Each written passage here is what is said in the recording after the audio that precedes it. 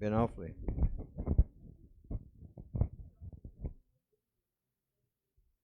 Now,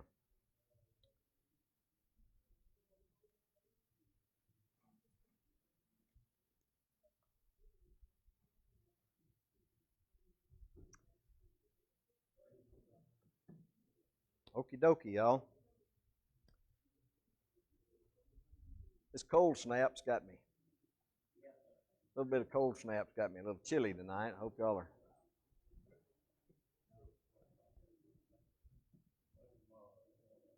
Yeah, tomorrow's supposed to, yes, tomorrow's supposed to cool off to 97, isn't it?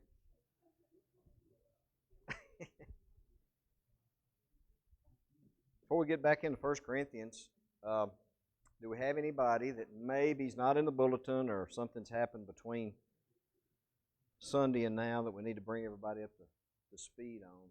Sickness or anybody? Yeah, Mike.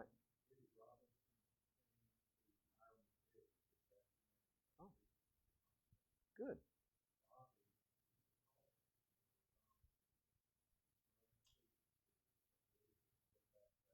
Gotcha.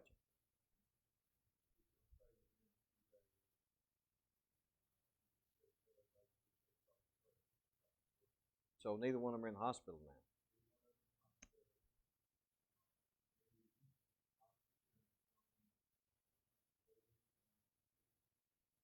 now. Down to two. Okay, okay, gotcha. Because a minute there, I thought, oh wow, that's not good. That's not good. So okay, gotcha. All right. Yeah, at two, I think maybe that's not. That's your. Gotcha. Who else? Yeah, Ronnie.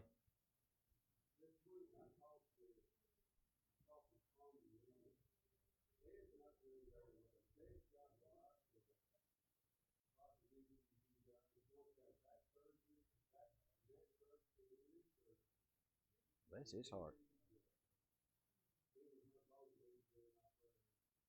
Some of you who maybe haven't been here as long, maybe not, maybe don't know Ted and Carmen, but they've been members here at Bread for a long time. He's a good old boy. I didn't know he was that in that bad shape.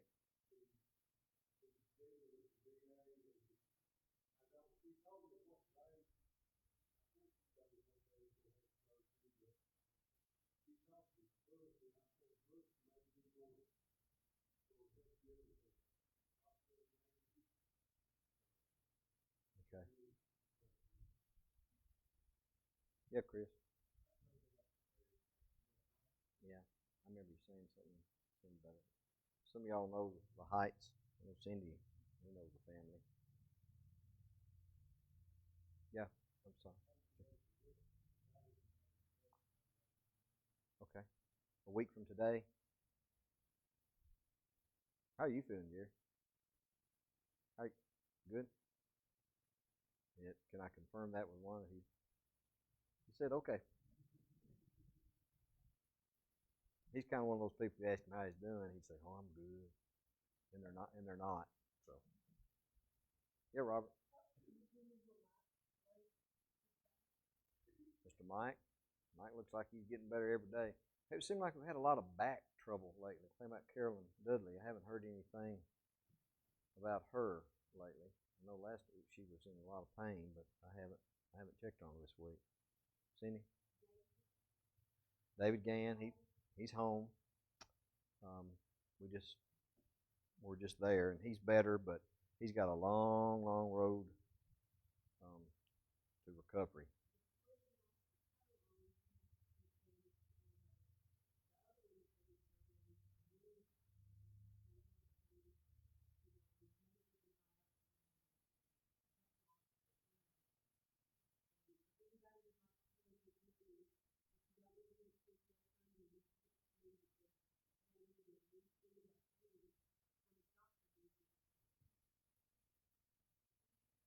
Yeah. Well, some of y'all have already been helping, and the money's going. We got them some groceries this evening, some milk and stuff, so they can use any help for all kinds of things, for that matter. Fortunately, their rent, the electricity bill, is included in their rent, so that's good. But yeah, we need to try to help them for sure.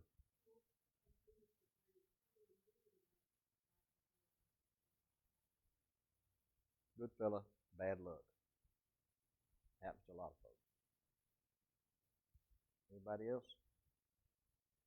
Kevin, did you know anything about Carolyn this week? Because sadly, really?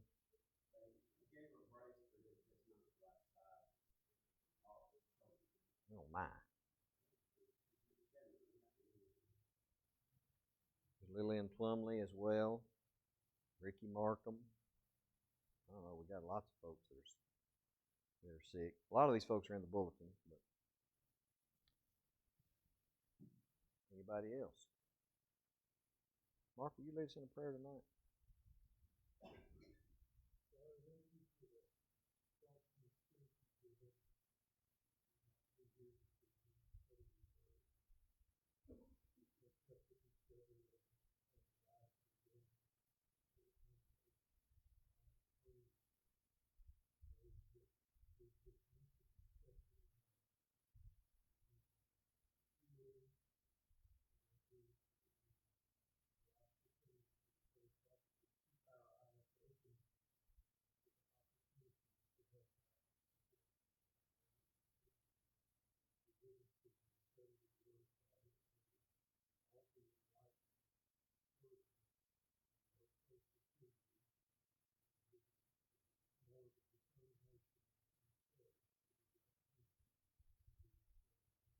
Amen. Let's open.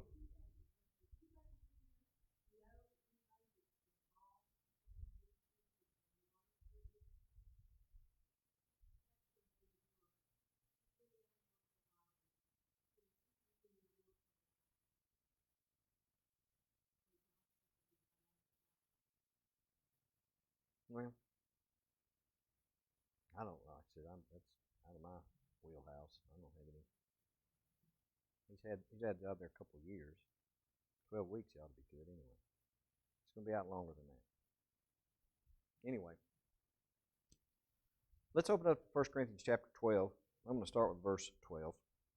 As we study this, and I know Kevin's probably going to get into some of this on his how we got the Bible thing. Remember, when these letters were written, there were no chapters, there were no verses.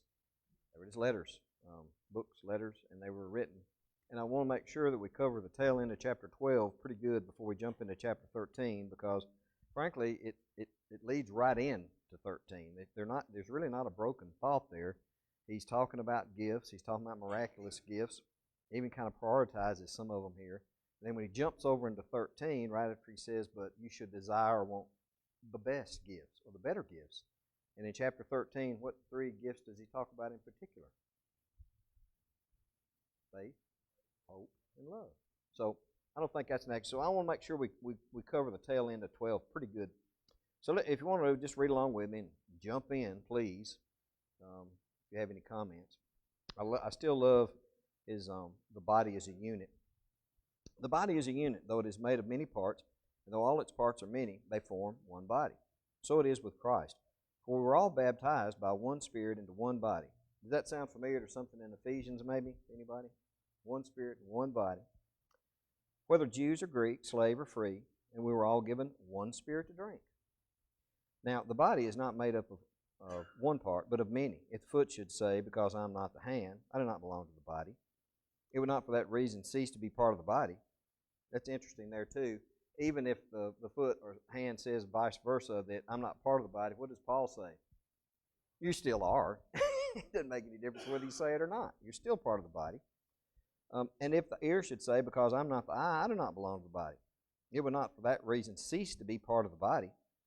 If the whole body were an eye, where would the sense of hearing be? If the whole body were an ear, where would the sense of smell be? But in fact, God has arranged, I'm going to talk about this particular verse, but in fact, God has arranged the parts of the body, every one of them, just as He wanted them to be. If they were all one part, where would the body be? As it is, there are many parts, but one body. Of course, it's silly to think of some of the things that Paul talks about here, a big ear walking around or a big eyeball walking around. Two things I want to talk about before we move on. What is Paul trying to say when he talks about all these parts of the body? If you think about the ear, if all we did as the body was listen, how effective would we be as the body? although I think listening is probably the thing we should do more of. Or what about the, say what? The unity. Well, what if all we did was this? All we were we're in a body, we just a big mouth. And that's all we did was talk. How effective would we be? And again, preaching the gospel is important, and that's all part of it too. But the point he's trying to make when he gets to this, when he says, God has arranged the parts in such a way that they'll be the most effective. Now, I think about this, and of course I can only draw from the background that I have as an electrician or as, working on mechanisms. I think about some of the conveyors. Before I hired on the airport, I was putting in baggage conveyors. It was the new terminal at the time. That was 33 years ago. But I was putting in the American's conveyor and United's conveyor and all this. The interesting thing about process control, whether it's luggage conveyors or a factory where they're worked at Stauffer Chemical making phosphoric acid factory. That was a real trick. It was a terrible place to work. But anyway, the machinery, and I don't want you to misunderstand. I'm not trying to say that as the church were machinery, but there is something here to be gained. I can take all of these components, whether they're limit switches and control relays, whatever, I'll throw them all in a big pile. How effective do you think it's going to work? Or better yet, I got a luggage conveyor. At the end of this luggage conveyor, it reads a barcode, and when it gets to the pier that particular flight is on, it reads that barcode, and it kicks out the bag of that flight. What if I put that at the ticket counter instead of the end? And sometimes it works about that. And sometimes it actually works that way. But if you've ever lost your bags, you know. But the point is this. It's not just that we have to have all of these components, that we have to be good listeners and good seers and all of these components, an eye, an ear, and all that's important. And the components, the individual components are important. But just as important, how important do you think it is that they're arranged correctly? Paul says God has arranged the body in such a way that it is the most effective. Now, let's get back to the church, and even the church here at Berea. Are there people, and he'll talk about some of the gifts here in just a moment. Are there people here at Berea that maybe have a talent of ministry, say, for benevolence or seeking out those who may be in physical need? Are there folks that have that?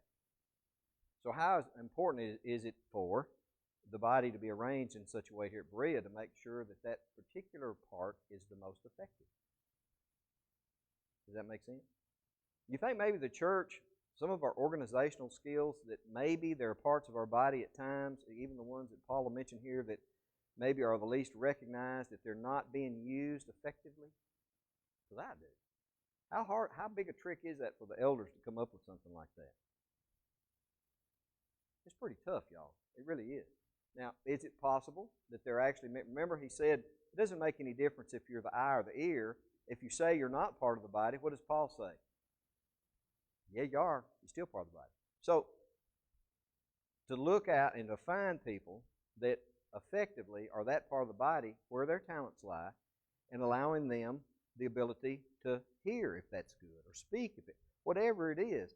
And I'm telling y'all, even in the workplace, when I was in management or supervision, I don't even know if those terms are even applicable anymore, to find the people that were the best people for that particular spot, I'm telling y'all, it is just absolutely critical that if you're going to be productive, you've got to be able to do that. Yeah, Kevin.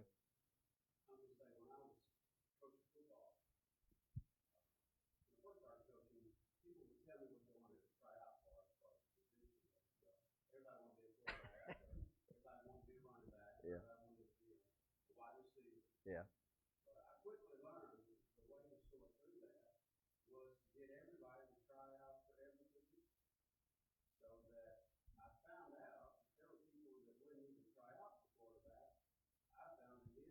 They might have been the quarterback.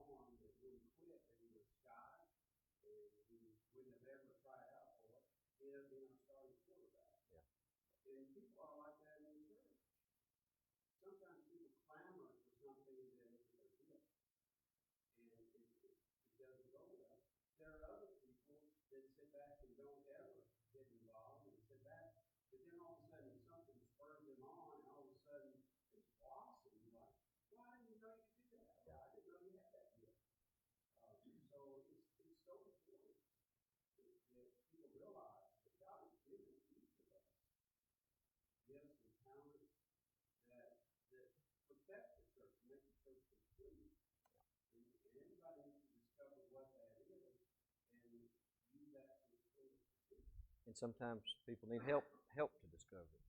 You made a statement like, I went down this direction this Sunday morning in our meeting. You said something similar to this in the meeting back there in the back, how important it is for everybody to be plugged into a place. And let me ask you this too, while we're all in here. Once somebody feels like they're plugged into a spot, is it possible to have the gift of encouragement? Well, yeah.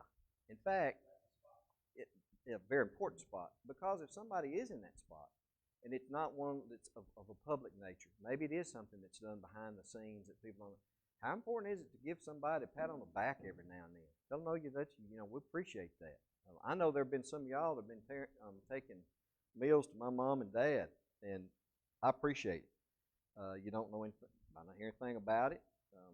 Dad will grade your food, and he'll let me know how that was. He's a pie connoisseur. If you bring him a pie, he'll let you know. Right now, if any of y'all bring a pecan pie, Janet Jones has ruled that spot for about 5 years. So if you want to knock her out of that spot, you better come up with a really good pecan pie, because you've had the pecan pie. It'd be tough to beat it, wouldn't it? Chess pie. Alice, you make a good chess pie. I had one of yours, pretty good. Carol makes a good one. He has plenty of birthday cake. It was his nice. You'll be glad that. Okay, since we're down on the confection side, this may be something that more of y'all can identify with. How about and I'll get back on the lesson, an ingredient to a cake or a pie.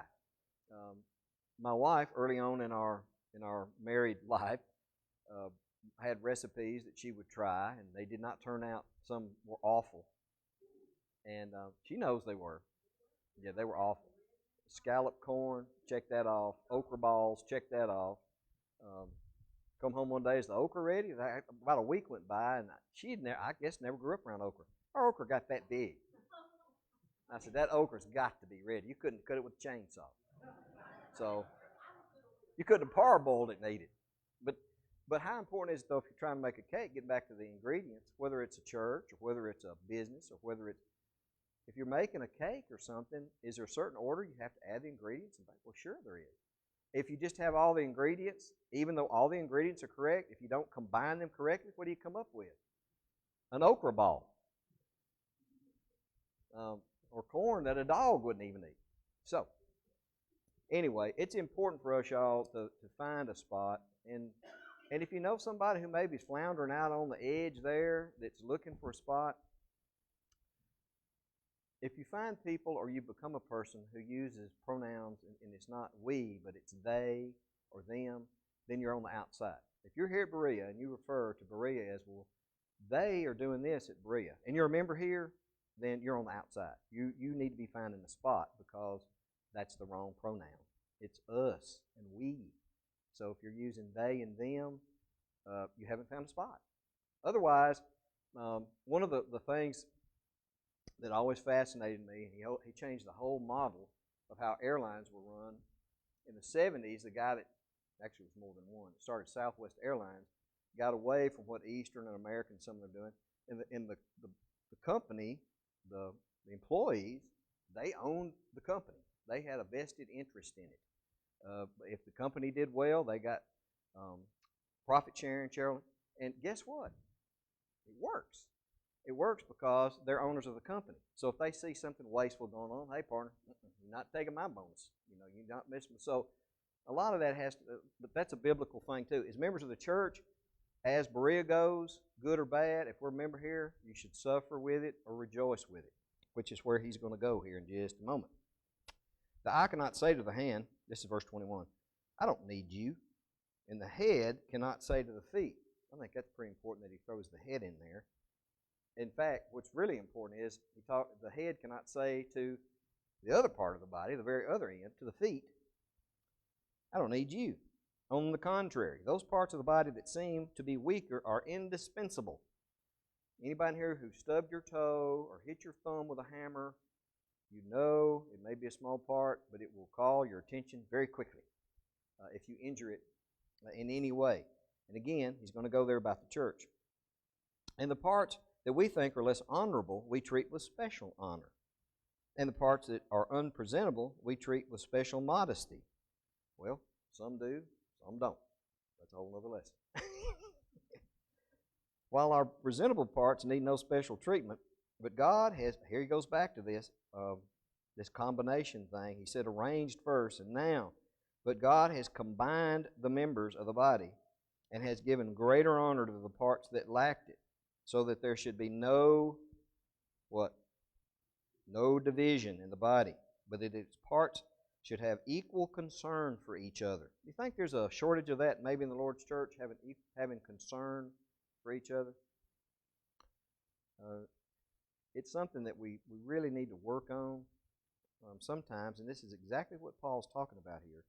Some of our members that maybe aren't as visible or high profile enough, or maybe don't run in our group or whatever, there's a danger of these weaker members or these members that maybe are not seen, not be given the same amount of concern as we do others, whether it's prayer or visitation or food or whatever else. I think Berea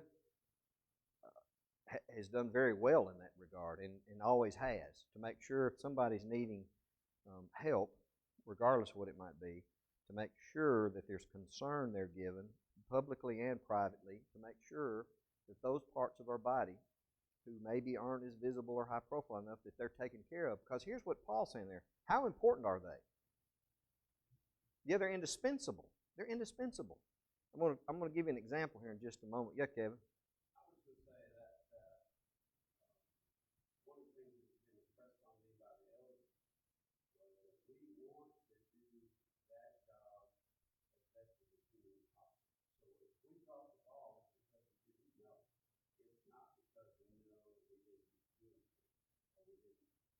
Right.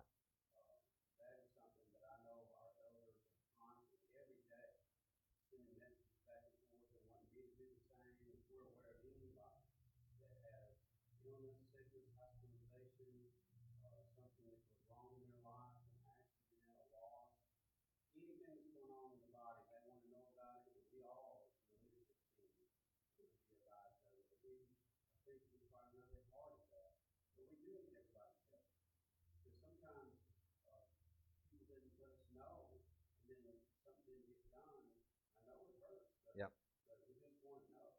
There again, and you're exactly right. I'm going to tell you this much, though, since you've been here, and definitely maybe just in this year, as far as there being communication in that regard, it's better now than it's been since I've been here, and I've been here 28 years.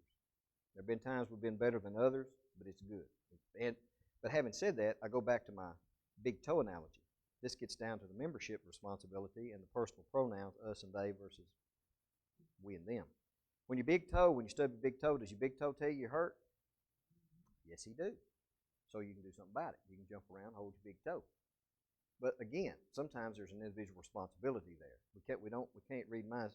And even if there is, and somebody drops the ball, we won't get into that because he'll get into that a little bit later.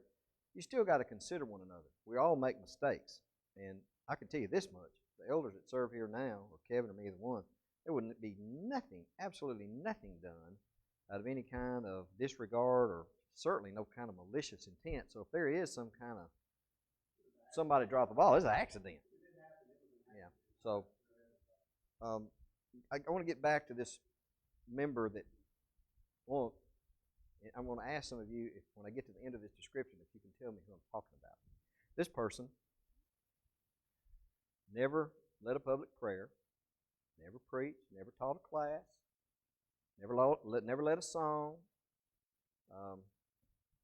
As far as I know, never worked with the young people or Bible school or anything. But this person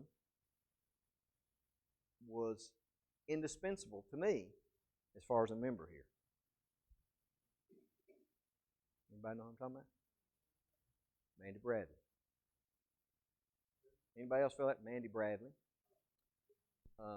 She'd wheel her. She had her little, yeah. Michael, well, yeah. she come through that door, and I'm telling you, and I know because I talked to her some too. She can have her moments too. You know, you're her brother. But Mandy, she had that little motorized wheelchair. She run over your toe too if you weren't careful. She tried to get real close to you to hug, and she run over your toe. So that chair weighed about 200 pounds. But she come through here flying down this aisle, and sometimes she'd sit with me, sometimes she'd sit with Butch. She spread the joy around. But anybody here ever see Mandy as far as when she was here that she didn't have a smile on her face? Because I never did. Or that she didn't have some kind of kind word to say to somebody? I never did. Here. Yeah. And again, I go back to what Paul's saying here. When she passed, Cindy knows I grieved for a long time. In fact, that was during a period of time in my life when I was having some other struggles. And Mandy, many Sundays, was the only reason I even came here. Because I know she'd be called looking for me. She'd call. Where was you? Well, and here's the thing. How do you explain to Mandy, well, it just didn't feel like it? Okay, well, here I am in a chair, and I can't walk, and I'm having trouble with my lungs breathing, and you don't feel like being at church. How do you explain that? Well, you can't. But that's what she brought to the table. Yeah, Alice.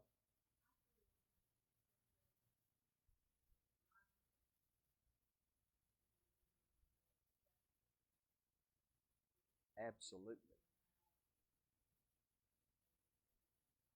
Yep. Again, she brought stuff that because her that nobody else could bring. And that's what Paul's talking about here. There's some folks that if you, yep, yep, yeah, mm.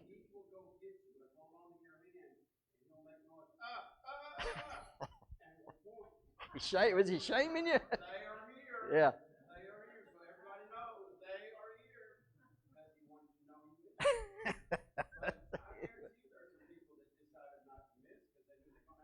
It'll be public shaming.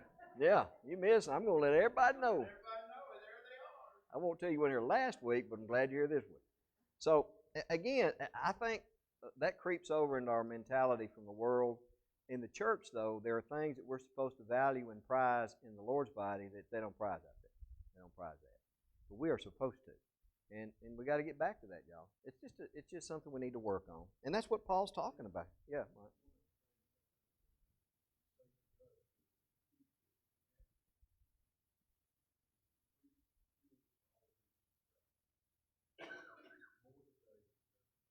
Oh, yeah.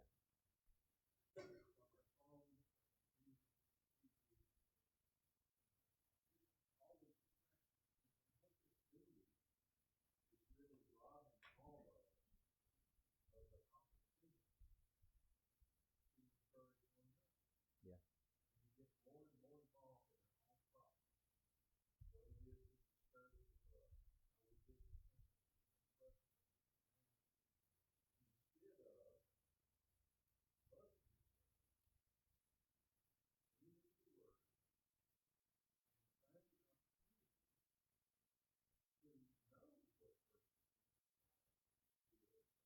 Why? Somebody else.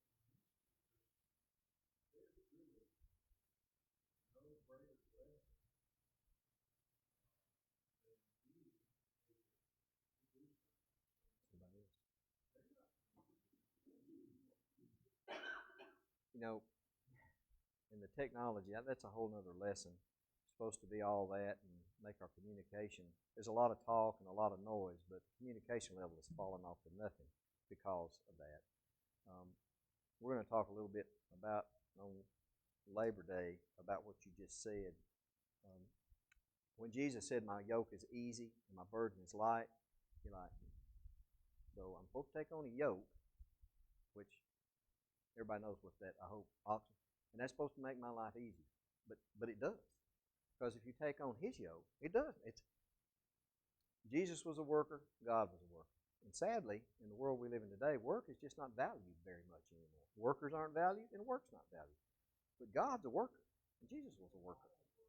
And all work's important. And it gets back to this again. You know, if people would fully appreciate that no matter what they're doing, that work is important in their body, place in the body. But again, it has something to do too with us recognizing Jesus Christ as the head and holding the body together. I'm going to tell y'all, why do you think Christ, even God the Father, but Christ himself is so condemning about division? Division that's no good. A body divided it's no good. So we'll talk about that some more later. Anyway, we've got to make sure that we consider these other people. He combined the body. So there should be no division of the body, equal concern. If one part suffers, every part suffers with it. This is right from Jesus himself. Rejoice with them that rejoice, weep with them that weep. If one part is honored, every part rejoices with it. When the church in general, I'm not referring to right now. Right now, I'm specifically talking about the branch of the body of the Lord's body here at Berea. I'm not talking about an ungodly pride. Are you proud of being a part of the body here at Berea? Well, you should be. You should be proud of that. If it comes under attack, or you hear somebody that's saying something negative about the church here in general, or maybe a specific member, what should your response be? How about defend it? Defend it. Because we're all part of the same body. And you've got to feel that way. If you don't feel that way, then you're them and they again. You've got to feel like you can defend it. And here's the thing, y'all. I see people defending things that members of the church that really matter nothing, really. Maybe a little, but not much. Over any little thing, ready to go to war and beat somebody up about. But the church, not so much. Not so much. They'll fight over their ball team and their political party and maybe who's over next door or what kind of car. Maybe I saw two guys at work. I thought they were going to knock down, drag out fight over Ford and Chevrolets. I'm serious. I saw that. You know. Of course, I'm walking by. I was going to pick a fight. I prefer Toyota. That got them both together. They attacked me. But here's the deal, y'all. If there are some things that we should just let it go. Our number one priority, Jesus Christ is our Lord, our head.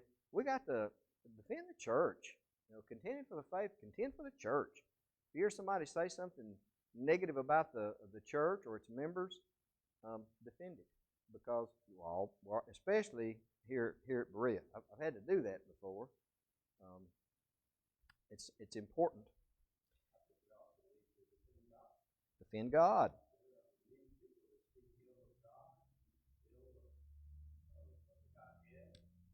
Yep. That's where it all starts. I mean, if you,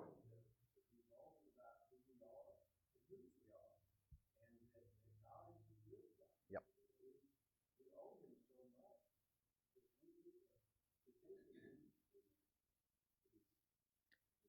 I think it's important, and again, as the church goes, as the Lord's church go, I didn't see this very much as I was growing up, and it kind of took on a negative connotation. There's nothing wrong, y'all, if you want to call it a testimony or testify what God's done in your life. There's everything right with that. If somebody wants to snip at you or snipe at you, and say you're weak or you need a crutch, or whatever, then they've got a right to their opinion, but so do you, and just share it. They can do whatever they want to with it. They can throw it back in your face, but it's important for us to defend and contend for the faith. It's no different now than it was in the first century. They had to put up with the same kind of stuff, but it's important for us to defend. We're supposed to have an answer for every man for the hope that's within us. It'd be nice to think that people could see a hope that they don't see in the world, and we'll ask the question.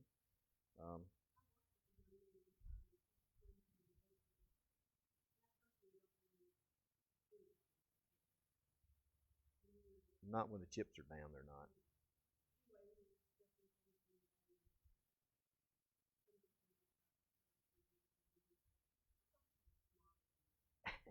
I know what you're talking about.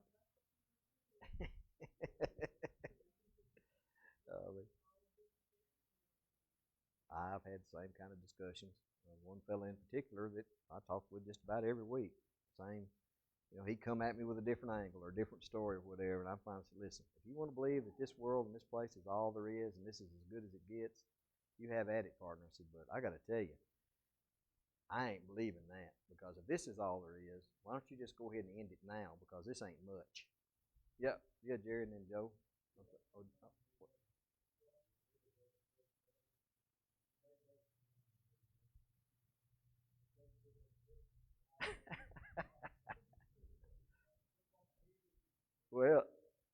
Well, you want to have just enough there to have a ham and pass out some gifts, I guess. But yeah, you're right. Some people, I'm like Cindy though. What's the old saying came out during World War II? There are no atheists in the foxhole. Yeah, you get down there and God's all you got. He's all you got, and you're looking at the next side and bullets flying over your head. There've been a lot of prayers offered when that's the case. It's a lot easier to be atheist when things are going good. Yeah, Joe. Yeah, go ahead.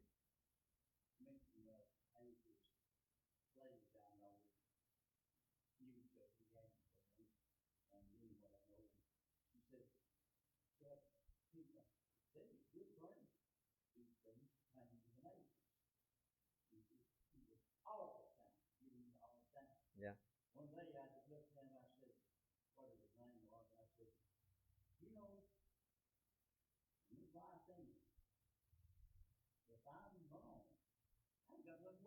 You don't lose anything, do you? Yeah. Yeah, because the alternative is not real. Yeah, yeah. You're right. You don't have anything to lose, but he sure does. Let me read on this a little bit further. Now, you're the body of Christ, and each one of you is a part of it. I love that. Paul, sometimes his language isn't real poetic. He's right to the point. It's kind of scientific. And this is pretty straight to the point. Now, you're the body of Christ, and each one of you are part of it. There's not a lot of room for wiggle room there. And in the church of God, now I want to read this because I think when Paul says this here, it's kind of like a prioritized list. And it's kind of unusual how he stacks things in here. What does he say he's appointed first? Apostles. Number 2, second, prophets. Third, teachers. So obviously the first 3 for sure are prioritized appointments. These are appointments. Apostles, prophets, teachers, then workers of miracles. I said last week, you would think, this is just me, if I could perform miracles, that ought to get me a pretty high appointment, right? Well, not in Paul's opinion. It's not even in the top 3. Isn't that unusual? Also, those having the gifts of healing. So even if I could heal people, where does it come in on Paul's list? That's number 5. Those able to help others. Wow. We talked about that some earlier. Those with gifts of administration. Have you ever had somebody that if you want something done, you go to them and their organizational skills or their administrative skills, or however your version reads there, how important is it to have somebody who can put things together in such a way that it gets done? Amen. Amen to that. Michael, yeah. Michael says, yeah. Yeah, and here's the thing about it too, and the reason I think it would be more of a gift even than an appointment. People that are really good at that, do you have to ask them to do it? No. If they see it and they know that it's in disarray, it's kind of like a character flaw. They must straighten that, and they go and they fix it. How many of y'all consider yourselves a fixer? If you see something that's broken, or you see something maybe that you feel like's a little out of sorts, maybe somebody calls you up and they've got this problem, that problem, and maybe the best thing you should do is just listen to them and not try to fix it. Sometimes listening, just listen. Don't try to fix it because it don't have a fix. In fact, I have found this out, and it's taken me, well, I was a kid, so I'd say 50 years anyway. It's taken me this long to figure out, most of the time people come to you with something like that and they want you to fix, they already know what the problem is, and they already know what the fix is. They just maybe want a little ear. But anyway, it's important, and Paul lists this actually as a gift, as a Holy Spirit gift, even, a gift of administration. And those speaking in different kinds of tongues. Go back to the church at Corinth. Where did they put the value of speaking in tongues? It was number 1. Just, to me, and don't get me wrong, because I think the church has a lot of room for improvement today, but the Corinthians, just about on every level that they could mess something up, even the gifts of the Holy Spirit, they messed it up. They messed up the Lord's Supper. Everything. So in their mind, so Paul is saying, hey, and then he goes in. These are rhetorical questions. Are all apostles? Well, of course not. Are all prophets? No. Are all teachers? No. Do all work miracles? You know, there were people that were extremely valuable, and Paul's tried to tell them that in the whole part of the last 12 here, that these other people that maybe don't have these miraculous gifts, they're not only just as important in some respects, they're more important than what you're doing. Do all have gifts of healing? Do all speak in tongues? Do all interpret? And then he says, but eagerly desire the greater gifts, and I will show you the most excellent way. So we'll quit there. Because he's going to tell them about some things that are way more important than all these things they've been arguing about, debating. In fact, basically what he's going to say in chapter 13 and 14, if you'll get faith, hope, and love right, then you can worry about all of these miraculous gifts of the Holy Spirit. And then you can use them, as the body would have it, effectively and combined in such a way that it will promote the church. Thank y'all.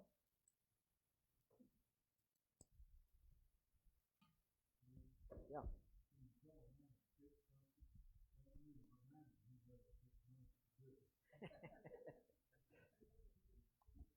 Yeah. When are you going? Yeah. Yeah. When are you going to get around them?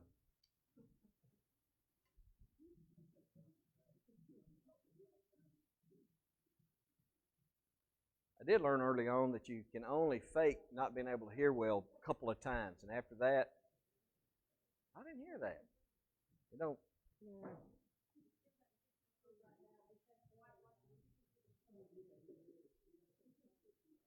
Are you talking about the Tom Sawyer? What about it? Oh, no, maybe later.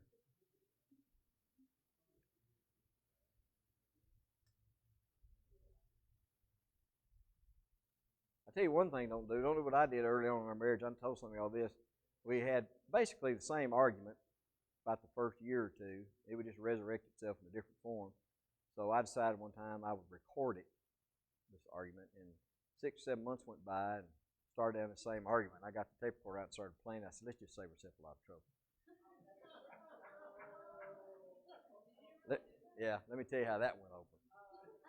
I lost my cassette recorder. I thought I was just gonna we'll just save ourselves a lot of time. I can go watch TV. Oh, and don't ever, if you're driving down the road, I need to tell Jen and Colby some of this. If you're driving down the road and your wife's talking to you and you don't want to hear it, don't turn the radio up. Not good. That's not good either. No. And my ear started ringing real bad from a. Well, that's because I got you, and now I got Tucker back there, Mr. Magpie. He's like Heckle and Jekyll the whole time. I'll be trying to listen to the weather, or a song will come on. Every now and then, I would like to listen to a little music. I'm going to get me one of those plexiglass things that I can just hit a button.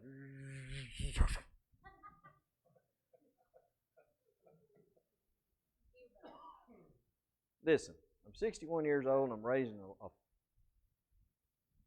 4-year-old, almost 5-year-old. He's killing me.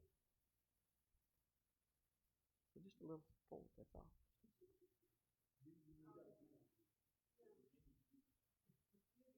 No, he's smarter than me by far. Even at 4 years old, he's like a little evil genius. Yes. Sits around. Yeah, every time I think about I'll be 78 when he graduates from high school, it just picks me right up. It makes me so happy. Excellent.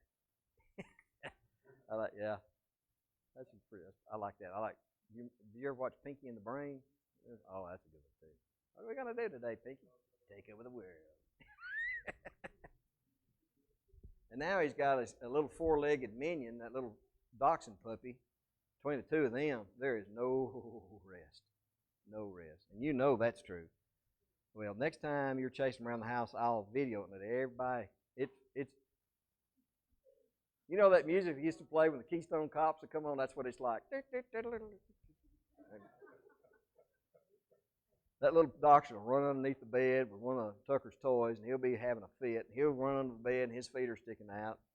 And she will like, almost, and then like, I can't do that. They're underneath the bed having it out. Funny, funny. He got one of Tucker's footballs this morning, took a big chunk out of it, and I thought Tucker was going to come unput together. He went with some of his egg money, and he bought a little football at the Dolly Tree. He likes the Dolly Tree. And that dog got it this morning. He took a big, this is like the third football, and he just takes big chunks out of it.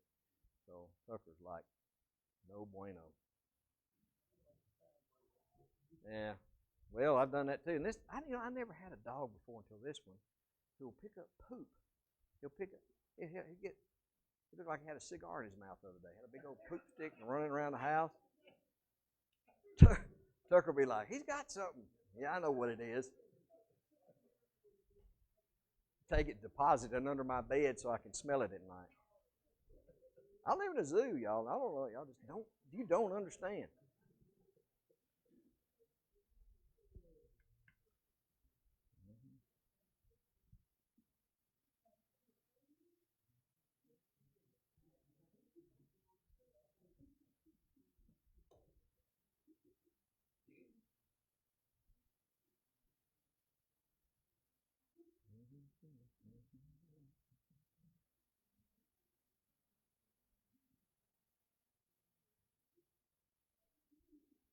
Some out there going through their books.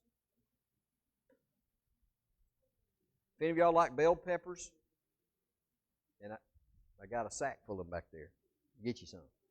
And if you like eggplants, please get some, because the eggplants are taking over.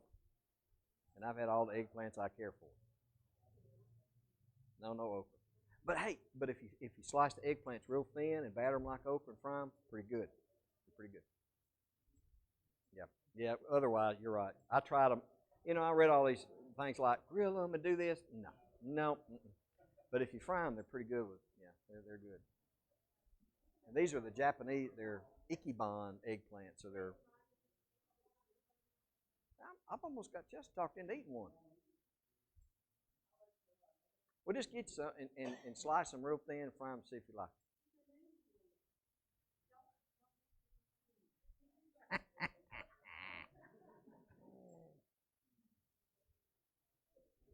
Is it? Ooh. Yeah, Chris.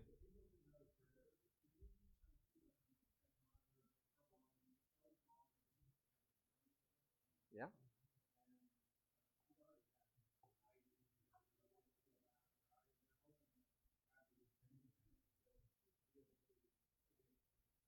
Okay. Michelle, what's your mom's name? What's her? Yeah, Michelle. I don't. What's her mom? Judy. Yeah, no Michelle. Judy. Okay. I'll do that. In fact, I'll do that before everybody gets in here. So she's already had this cornea transplant, or she? Okay. Ooh, serious surgery. Is everybody? No. Get these two yahoos in here. Over there, girls.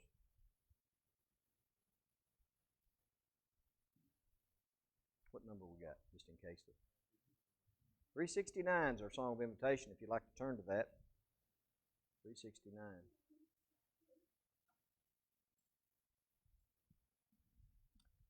This is something we'll be into next week in our auditorium class in 1 Corinthians chapter 13. Paul, beginning with verse 4, starts to describe or give the attributes or characteristics of pure, unadulterated love. He says, love is patient, love is kind, it does not envy, it does not boast, and it is not proud. It is not rude, it is not self-seeking, it is not easily angered, and keeps no record of wrongs. Love does not delight in evil, but rejoices in the truth. It always protects, always trusts, always hopes, and always perseveres. Two things that Paul mentions here, just briefly. One is that love keeps no records of wrong. How many of y'all like me have trouble with that?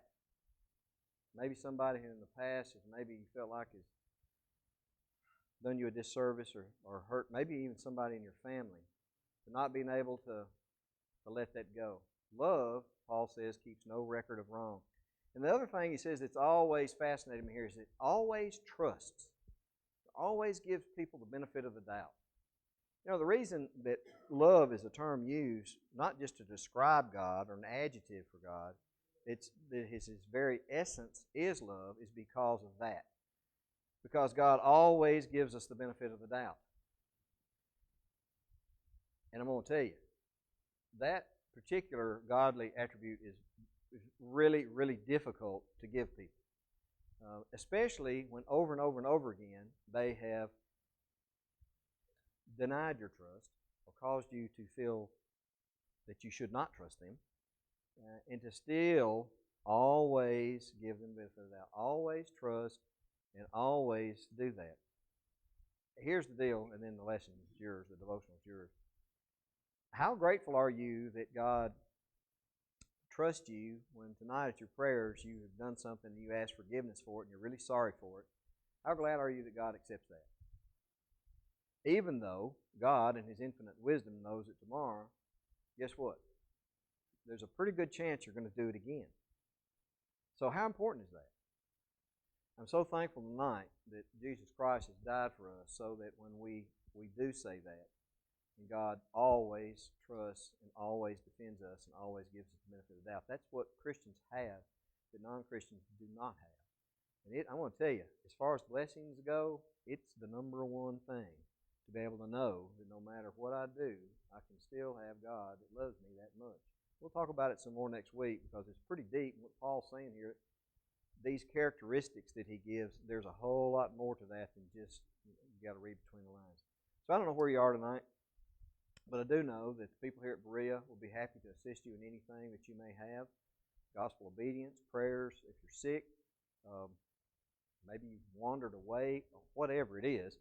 Because what we do try to do here at Berea, even though we fail a lot because we're humans, is we do try our best to exemplify those characteristics that Paul mentions here in 1 Corinthians chapter 13.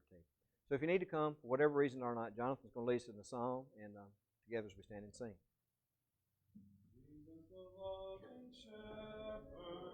Calleth thee now to come into the fold of safety, where there is rest and room.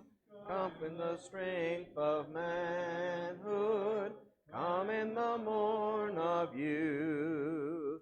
Enter the fold of safety, enter the way of truth. Lovingly, tenderly calling is He. Wanderer, wanderer, come unto me. Patiently waiting there, standing I see. Jesus, a shepherd divine. Jesus, a loving shepherd, gave His dear life for thee. Tenderly now He's calling, wanderer, come to me. Haste for the loudest stranger, come, cries the shepherd blessed. Enter the fold of safety, enter the place of rest. Lovingly, tenderly calling is He. Wanderer, wanderer, come unto me. Patiently waiting there, standing I see. Jesus, my shepherd divine. Some folly, wolves are abroad today, seeking the sheep who are slaying, seeking the lambs to slay. Jesus, the loving shepherd, calleth thee now to come into the fold of safety, where there is rest and room. Lovingly, tenderly calling is He. Wanderer, wanderer, come unto me. Patiently waiting there, standing I see. Jesus, my shepherd divine. Who has the closing prayer? Jason, can you remember Judy, Michelle's mama's having already had cornea transplant and recovering. So what's Judy's last name? Glenn? Judy Glenn? Oh, yeah. Yeah, if you're going with us Saturday to Monell's, we're leaving the building at 12. Put your name on the put your name on the sign-up sheet there in the back. Good fried chicken. If you like fried chicken, it's really good. And eggplant. They have eggplant. You might want the eggplant. Or not. But if you do want some peppers and eggplant, see me in the back in the paper bag. I'll give you some. If not, I'm going to give them all to Kevin. Thank you all for being here with us this evening. We'll talk about tonight's worship service for Untitled Chapter. Oh, yeah, I do.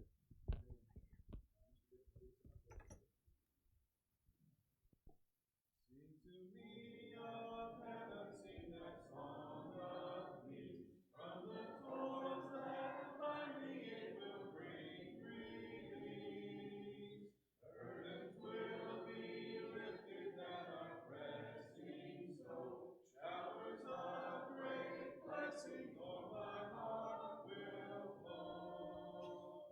Sing to me of heaven, let me gladly dream of its golden glory, of its earthly gleam. Sing to me when shadows of the evening fall. Sing to me of heaven, sweetest song of all. Sing to me of heaven as I walk alone, dreaming of the comrades that so long have gone. In a fairer region among the angel throng, they are happy as they sing that old sweet song. Sing to me of heaven, let me gladly dream of its golden glory, of its earthly gleam. Sing to me when shadows of the evening fall. Sing to me of heaven, sweetest song of all. Sing to me of heaven tenderly and low, till the shadows for me rise and swiftly go. When my heart is weary, when the day is long, sing to me of heaven, sing that old sweet song. Sing to me of heaven, let me gladly dream of its golden glory, of its earthly gleam. Sing to me when shadows of the evening fall. Sing to me of heaven, sweetest song of all.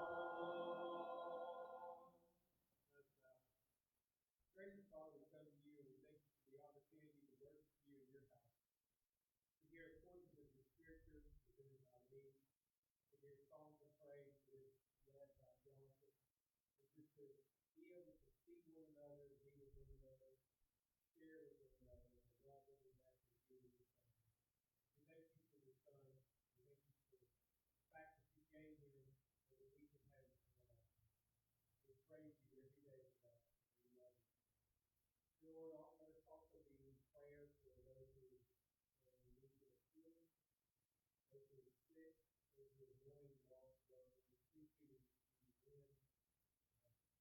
Special prayer for her, heal her. Lord, we love you so much. We thank you for the life that we have here in the church. We thank you for everything you provide for us here today, our food, our clothes, our jobs. We thank you for our friends and our families. Thank you for our physical families, and that continue by blood. Dear Lord, we also thank you for the body of Christ, which is such a